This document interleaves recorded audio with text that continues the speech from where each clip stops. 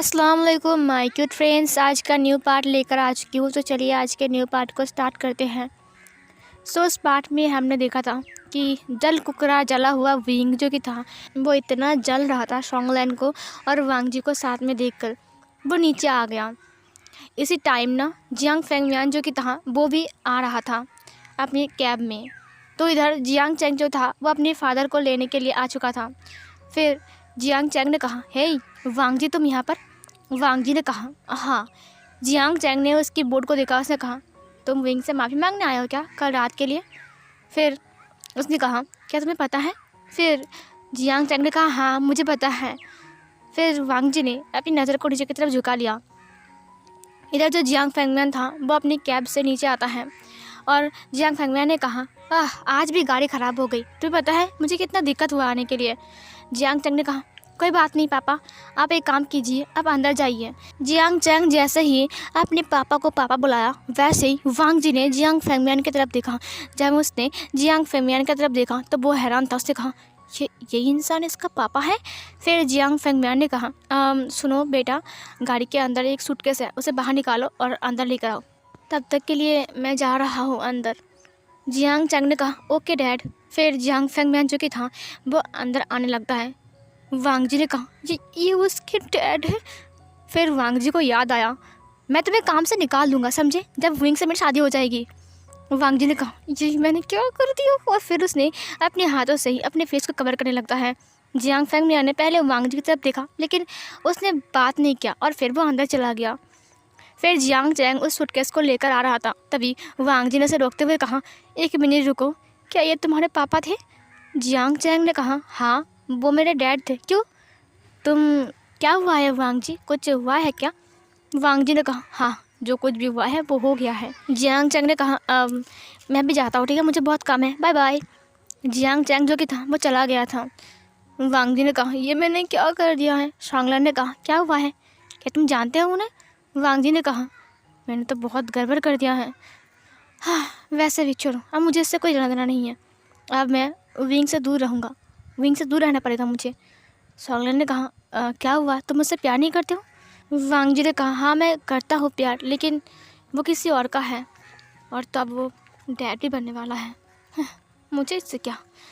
शोंगलैन ने कहा, तुम घर नहीं जाओगे वांग जी? वांग जी ने कहा, हाँ मैं घर जाऊँगा। शोंगलैन ने कहा, चलो मेरे साइकिल पे तुम्हें छोड़ दूँ? वांग जी ने कहा, ओके। उसने उस बोर्ड को लिया और फिर वो साइड में रखते हुए कहा, ठीक है चलो घर चलते हैं। मुझे लगता है कि विंग मुझसे मिलना नहीं चाहता है। मैंने ये बोर्ड यहाँ पर लगा दिया, चाहे वो देख ले या फिर ना देखे, मुझे इससे कोई फ़र्क नहीं पड़ता है। शोंगलैन ने कहा, एक बात बताओ लान वांग जी, तुम जानते हो ना कि विंग एक माफिया है, फिर भी तुम उसे चाह रहे हो, ये अच्छी बात नहीं है। वैसे भी माफिया की नीयत बिल्कुल भी अच्छी नहीं होती है, वो लोग बहुत गंदे होते हैं, उससे दूर रहो कम से कम। फिर विंग वहाँ पर आते हुए कहा, तो फिर तुम्हारे क्लोज आए क्या? विंग की बात सुनकर वांग जी पीछे मुड़ता है। शोंगलैन भी विंग की तरफ देखा। शोंगलैन ने पहली बार विंग को देखा। उसने कहा, अब नहीं, वो मेरा मतलब वैसा नहीं था। विंग ने कहा, तो फिर तुम्हारा क्या मतलब था? बीच सड़क में आकर एक ओमेगा का हक कर रहे हो, तुम्हें शर्म नहीं आती है? वांग जी विंग की तरफ देखता है। विंग बहुत गुस्से में था। वांग जी ने कहा, वो मेरा दोस्त है। विंग ने कहा, वो तुम्हारा दोस्त है? तुम भूल गए हो कि तुम एक ओमेगा हो और वो तुम्हें ऐसे हक नहीं कर सकता है, समझे? वांग जी ने कहा, इसे तुम्हें क्या, कोई मुझे हक करे या ना करे, तुम्हें क्या फ़र्क पड़ता है कि वो मुझे हक करे या फिर कुछ और करे? विंग ने तुरंत वांग जी की दोनों शोल्डर को पकड़ लिया। उसने कहा, मुझे फ़र्क पड़ता है क्योंकि मैं तुम्हें। और फिर विंग चुप हो गया। वांग जी ने कहा, हाँ मैं तुम्हें क्या, बोलो, मैं तुम्हें क्या, मार दोगे मुझे, शूट करोगे अपनी गन से, बोलो क्या क्या करोगे तुम मुझे? विंग ने छोड़ दिया उसे। विंग ने कहा, कुछ नहीं। वांग जी ने कहा, हाँ तुम तो खुश हो ना? देखो विंग, मैंने कल जो किया मुझे माफ़ कर दो। मुझे पता है कि मुझे ऐसा नहीं करना चाहिए था, लेकिन मैं उस वक्त ड्रंक था, इसीलिए मैं क्या कर रहा हूँ क्या नहीं मुझे कुछ समझ में नहीं आया। इसीलिए प्लीज़ तुम मुझे हो सके तो माफ़ कर देना। और हाँ, ऑल द बेस्ट तुम्हारी लाइफ के लिए, तुम्हारी लाइफ हमेशा खुशी खुशी रहे, तुम खुश रहो अपने बच्चे के साथ। विंग ने कहा, क्या मेरे बच्चे के साथ? वांग जी ने कहा, हाँ मुझे पता नहीं था कि तुम्हारे लाइफ में ऐसा भी कुछ है कि शादी से पहले भी तुम डैड बन सकते हो। हाँ, मुझे माफ़ कर दो तुम्हारे पीछे ऐसे भागने के लिए। वांग जी की आंखों में आंसू आ गए थे। वांग जी ने कहा, लेकिन मैंने कुछ गलत किया है क्या?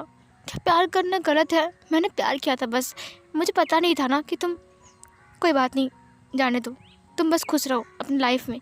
विंग ने कहा, क्या बकवास करे तुम?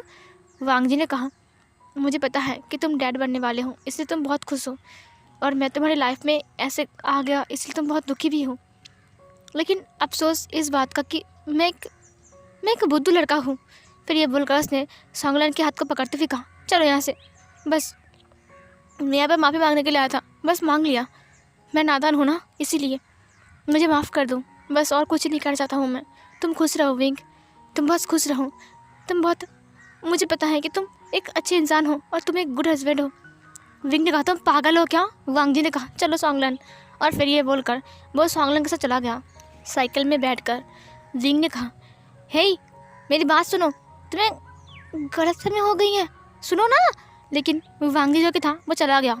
विंग ने कहा, ये पागल है क्या एक नंबर का? और वोल्फा, मन कर रहा है मैं इसे शूट कर दूं। उसकी हिम्मत कैसे हुई मेरे सामने से उसे ले गया। सॉन्गलैन ने कहा, वांग जी तुम्हें क्या हुआ है? वांग जी ने कहा, मुझे कुछ नहीं हुआ है। सॉन्गलैन, मैं ये घर छोड़ दोगे? उसने कहा, हाँ ठीक है, मैं घर छोड़ दूँगा तुम्हें। फिर वो लोग बातें करते करते घर पहुंचते हैं। जब वांग जी घर पहुंचता है तब उसने देखा कि वेन चाओ वहाँ पर आया है और उसके साथ उसका सेक्रेटरी वेन जूलियो भी। उसे देखकर उसे बहुत गुस्सा आ गया। वेन चाओ ने कहा, अरे वांग जी तुम आ गए, इतना लेट क्यों? कॉलेज की छुट्टी तो आधे घंटे या फिर 1 घंटे पहले हो चुकी है। वांग जी ने कहा, मुझे कुछ ज़रूरी काम था। फिर मिसेस लार ने कहा, अरे तुम आ गए वांग जी बेटा, देखो तुमसे मिलने के लिए कौन आया है। और वैसे भी शादी के पहले मिलना जुलना ये तो बनता रहता है। वांग जी ने कहा, शादी? मैं जाने कहा, हाँ शादी, हमारी शादी होने वाली है। वांग जी ने कहा, मुझे शादी वादी नहीं करनी है, निकल जाओ यहाँ से। वैन चार ने कहा, वांग जी तुम मुझसे ऐसे क्यों बात कर रहे हो? वांग जी ने कहा, माई फुट। और फिर ये बोलकर वांग जी अपने कमरे में चला गया।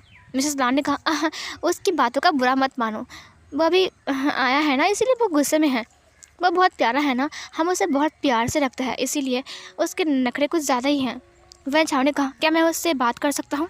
मिसेस लान ने कहा, हाँ ज़रूर, जाओ ना, तो आप उसके कमरे में जाओ, बात करो, उससे बात करो, हाँ हाँ जाओ बात करो।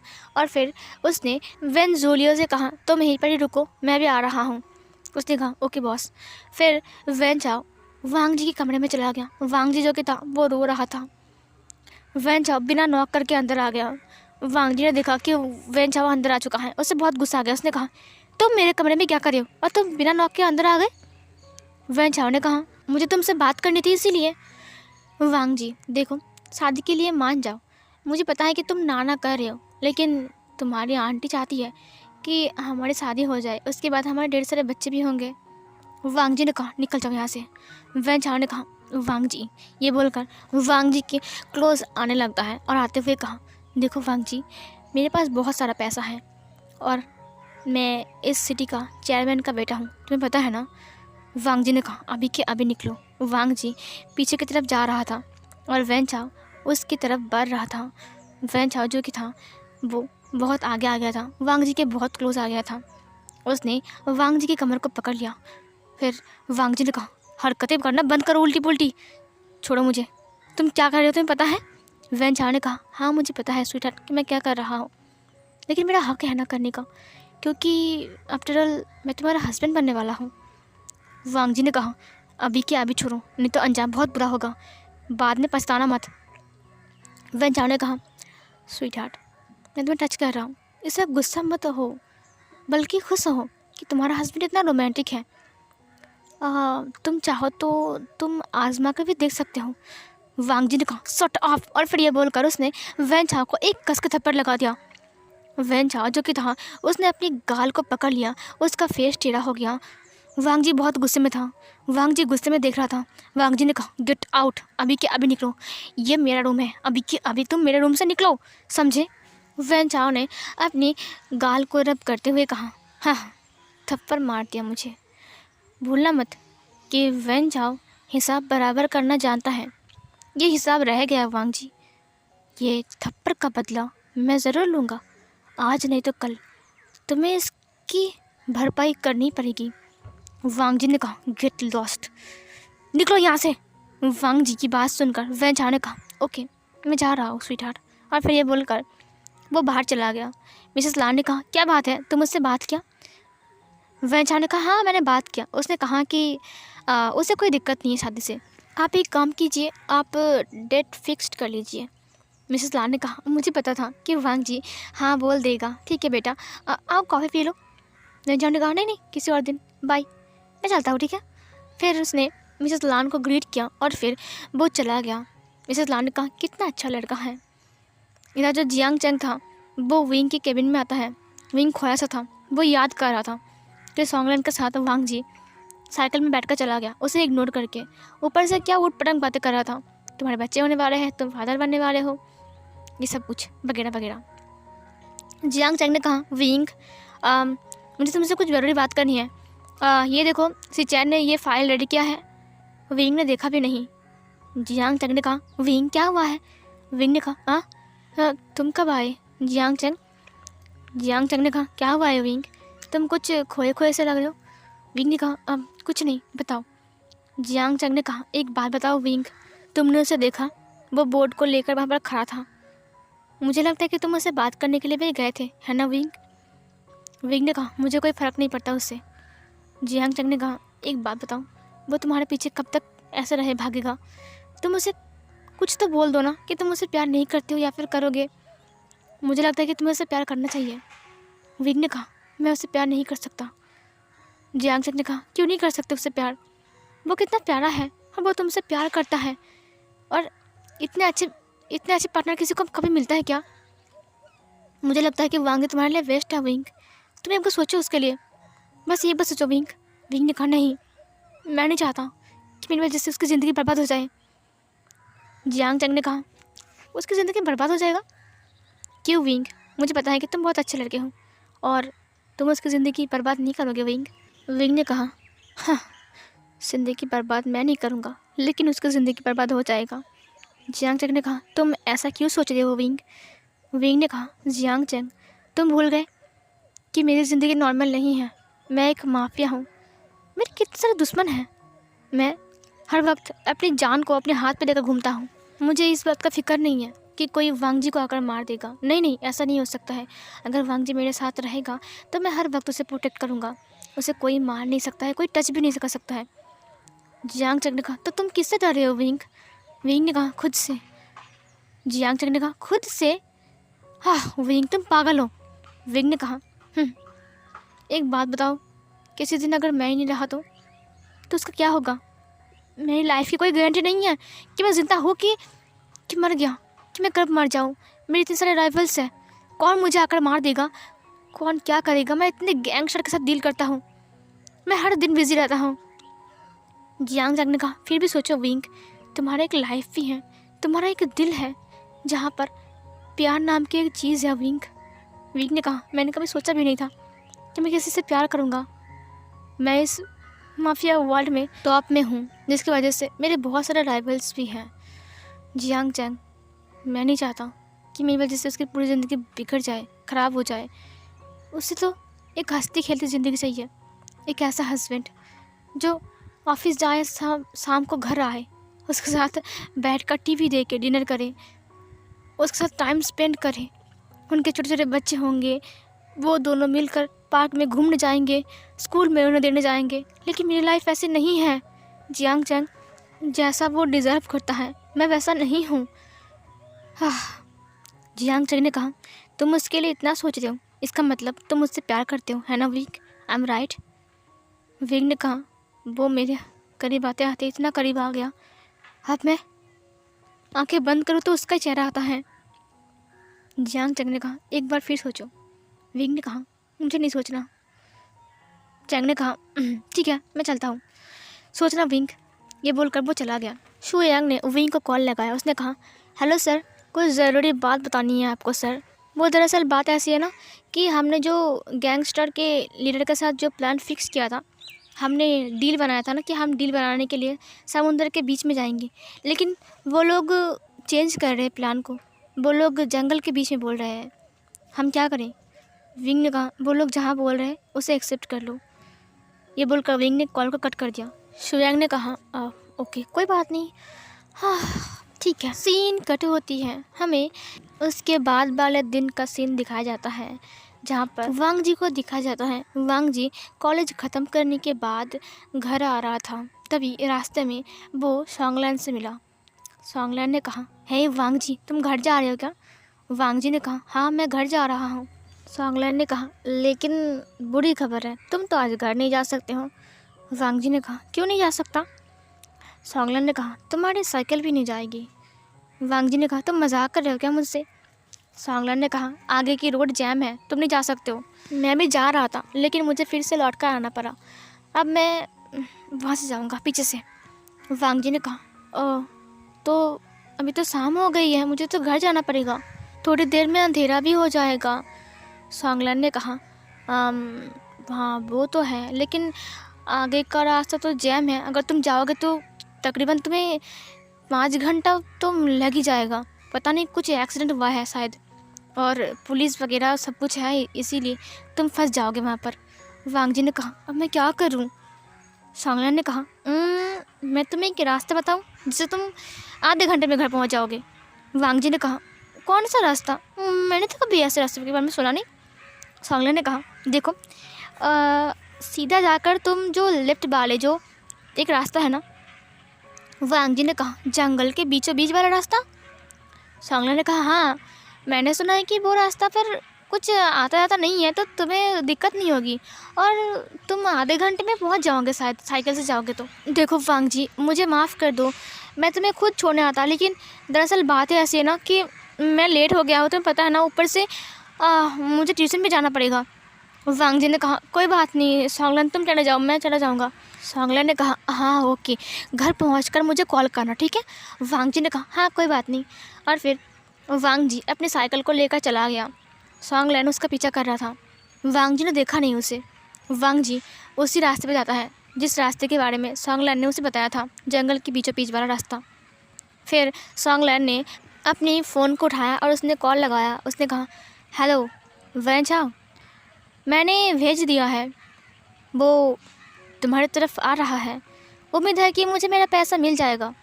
वैन चाओ ने कहा हाँ ज़रूर मिल जाएगा। फिर सॉन्गलैन ने कहा ओके बाय, गुड नाइट, मज़े करो। फिर उसने कहा सही कहा तुमने, बाय बाय। फिर ये बोलकर उसने कॉल कट कर दिया। उसने कहा वांग जी 2 लाख रुपए, और फिर ये बोलकर वो चला गया। इधर जो वांग जी था वो जा रहा था, लेकिन उसे डर लग रहा था क्योंकि उस रास्ते में कोई नहीं था और वो जंगल के बीचों बीच वाला रास्ता था। वांग जी ने कहा मुझे इतना डर क्यों लग रहा है आज, मैं तो इतना डरता भी नहीं हूँ, हाँ मुझे डरना नहीं चाहिए। उससे विंग की याद आ गई। उसने कहा विंग मैंने आज पूरा दिन उसे नहीं देखा, उसे देखने का बड़ा मन कर रहा है। बेवकूफ़ दिल मेरा, मुझे पता है कि वो किसी और से प्यार करता है, लेकिन फिर भी उसके लिए मेरा दिल इतना बेचैन क्यों है? अब तो वो डैडी बनने वाला है ना, हाँ मैं उसके लिए इतना क्यों सोच रहा हूँ? मुझे नहीं सोचना उसके लिए, मैं बस अपने लाइफ के बारे में सोचूंगा।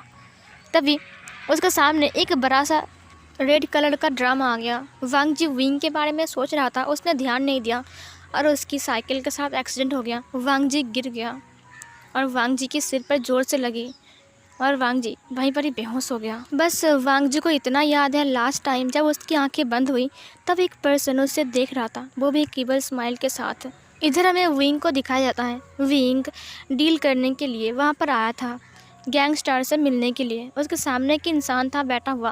उसने कहा तो फिर हम डील पक्की करते हैं विभूषण। विंग ने कहा हाँ, ये हथियार देखो, ये बहुत कीमती है और ये तुम बहुत दूर से भी किसी इंसान को आराम से मार सकते हो। और इसको देखो, ये छोटा सा है लेकिन बहुत भारी है, इसे उठाने के लिए कम से कम तुम्हें बहुत ताकत चाहिए, लेकिन हाँ ये तुम्हारी हड्डी को भी चीर देगा, समझे? और तभी विंग ने एक और हथियार दिखाया, मतलब वो अपने हथियार को दिखा रहा था और वो इंसान देख रहा था। उसने कहा विभूषण मुझे हमेशा से तुम्हारे ऊपर भरोसा है, मुझे पता है कि तुम मुझे अपना बेस्ट दोगे, तो विभूषण ये सब कुछ मेरा हुआ। विंग ने कहा हाँ ओके। फिर शुयांग ने कहा फिर फिर जो वो इंसान था उसने इशारा किया तो उनके जो लोग थे उनके हाथ में 2-2 सूटकेस थे, तो उन्होंने दिखाया और खोला, वहाँ पर मतलब पैसे थे। तो विंग ने कहा हाँ हाँ ठीक है, तो फिर हम चलते हैं। शुयांग ने कहा हाँ, और फिर शुयांग ने अपने लोगों को इशारा किया और उनके लोगों ने सूटकेस को बंद किया और फिर उन्होंने हाथ में ले लिया। विंग खड़ा हो गया और वो आदमी भी खड़ा हो गया और फिर उन्होंने हैंडशेक किया और फिर विंग ने कहा गुड नाइट, तो हम चलते हैं। फिर उस इंसान ने कहा गुड नाइट मेरे दोस्त, ज़रूरत पड़े तो हम फिर से मिलेंगे। विंग ने कहा ऑफ कोर्स, और फिर ये बोलकर विंग वहाँ से निकल गया और वो आदमी भी। विंग अपनी गाड़ी में बैठ गया और फिर वो लोग जंगल के रास्ते से वापस आ रहे थे। विंग ने कहा हाँ, कम से कम काम तो ख़त्म हुआ, मुझे कितना टेंशन हो रहा था। शुयांग ने कहा हाँ, डील अच्छी थी है ना आज का। विंग ने कहा हाँ, और वो लोग उसी जंगल के रास्ते से वो लोग आ रहे थे जहाँ पर वांग जी भी आया था। फिर सीन कट होती है, हमें वांग जी को दिखाया जाता है। वांग जी जो कि था वो धीरे धीरे से अपनी आंखें खोलता है। उसके सिर में बहुत दर्द हो रहा था, उसकी आंखें जो कि था वो पूरा ही खुल नहीं रहा था, बहुत मुश्किल से अपनी आंखों को खोलता है। जब उसने धीरे धीरे से अपनी आंखों को खोला, उसके सामने आग जल रही थी और कुछ अल्फाज वहाँ पर बैठे हुए थे। बहुत सारे अल्फ़ा थे वहाँ पर, कम से कम 9 या 10 अल्फ़ा। उनमें से वैन चाओ भी था और वैन जूलियो भी था। उन्हें देखकर वांग जी की आंखें बड़ी बड़ी हो गई। उसने कहा ये लोग यहाँ पर। फिर वांग जी ने अपने आप को देखा, वो एक पेड़ के पास बंधा हुआ है, उसकी दोनों हाथें पीछे की तरफ पेड़ से बंधी हुई हैं और उसके पैर भी बंधे हुए हैं। उसकी मुंह पर कपड़े लगा हुआ है ताकि वो चीख ना पाए। वांग जी ने अपने आप को छुड़ाने की कोशिश किया। उस आवाज़ से वैन चाओ ने वांग जी की तरफ देखा। उसने कहा अरे स्वीटहार्ट, तुम्हें होश आ गया है। वैन चाओ ने कहा ओ स्वीटहार्ट, पता है तुम ना बेहोश हो गए थे, मुझे उम्मीद नहीं थी कि वो रेड ड्राम जाकर तुम्हें इतना चोट पहुंचाएगा, मुझे माफ़ कर दो। वांग जी ने कहा और फिर वैन चाओ ने कहा तुम्हें कुछ कहना है स्वीटहार्ट? ठीक है, मैं खोलता हूँ, रुको खोलता हूँ। वैसे आज हम जंगल में मंगल करने वाले हैं, रुको, ये बोलकर उसने वांग जी की मुंह को खोल दिया। वांग जी ने कहा तुम क्या करना चाहते हो? छोड़ दो मुझे, ऐसे बांधा क्यों है मुझे खोलो अभी। वैन चाओ ने कहा उफ, फटर फटर करने लगा है उठ कड़ी। सुनो, ध्यान से सुनो, आज मैं बदला लूँगा। तुमने मुझे थप्पड़ मारा था ना, इसका बदला। और इस जंगल में तुम्हें बचाने वाला कोई नहीं है, कोई भी नहीं। वांग जी ने कहा छोड़ दो मुझे, तो तुम बहुत गलत कर रहे हो वैन चाओ। वैन चाओ ने कहा वैन जोलियो, इसके हाथ तो खोल दो ज़रा। फिर वैन जोलियो जाकर वांग जी के हाथ को खोल देता है। वांग जी खड़ा होने के लिए उठता है, लेकिन उसका पैर बंधा हुआ था। वांग जी फिर से गिर गया। वांग जी ने कहा प्लीज़ मुझे छोड़ दो, जाने दो मुझे। वैन चाओ ने उसे हंसते हुए कहा क्यों बेबी, अभी तो पार्टी शुरू हुई है। और फिर ये बोलकर वो ज़ोर ज़ोर से हंसते हुए कहा अभी तो पूरी रात बाकी है, हम सबको तुम्हें झेलना पड़ेगा। देखो इतने सारे अल्फाज तुम्हारे ऊपर उम्मीद लगाकर बैठे हैं, तुम अभी से हार नहीं मान सकते हो वांग जी। और सारे अल्फाज उठकर वांग जी के पास आते हैं और वो लोग ज़ोर ज़ोर से हंसने लगते हैं और वांग जी की आंखों में आंसू आ गए थे। और ये वाला पार्ट यहीं पर एंड होती है। सो गाइज़, अब बारी है 5 कमेंट पढ़ने की। तो फर्स्ट है your story so amazing, I am happy sister, thank you so much dear. Next comment है thank you so much sister इस लवली पार्ट के लिए, thank you so much dear इतने प्यारे कमेंट करने के लिए। अब नेक्स्ट कमेंट देखते हैं, very very nice story, thank you so much इतना प्यारा कमेंट करने के लिए। नेक्स्ट कमेंट है nice part, thank you so much dear. अब नेक्स्ट कमेंट है जेलस विंग फनी है मगर मज़ेदार भी है, थैंक यू इतने प्यारे एफ शेयर करने के लिए। Take care, thank you so much dear इतने प्यारे कमेंट करने के लिए। तो मिलती हूँ एक और न्यू पार्ट में, तब तक के लिए बाय बाय।